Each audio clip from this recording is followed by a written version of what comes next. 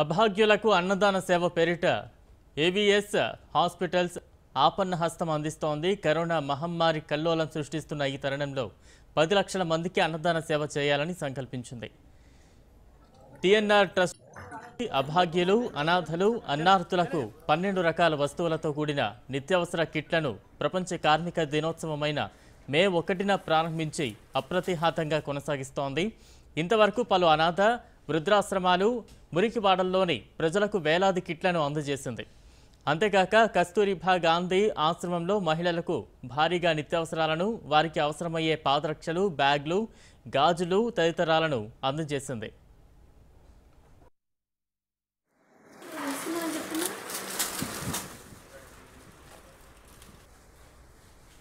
AVS hospitals MD doctor రాజా వి Coppola సారథ్యంలో ఆదిలాబాద్ జిల్లా Utnoor ITDA పరిధిలో గిరిజనులకు ప్రత్యేకంగా ఒక లారీలో 500కు పైగా కిట్లను పంపి ITDA project director Bhavesh Mishra ఆధ్వర్యంలో పంపిణీ చేయించి బడుగులకు బాసటగా నిలిచింది.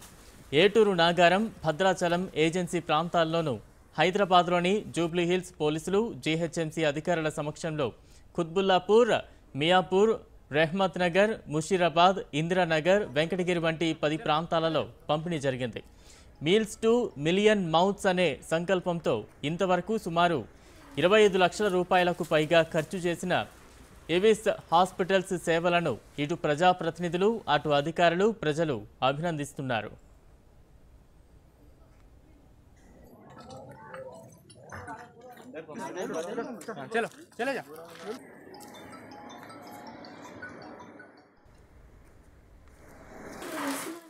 పనిచేస్తున్నాను.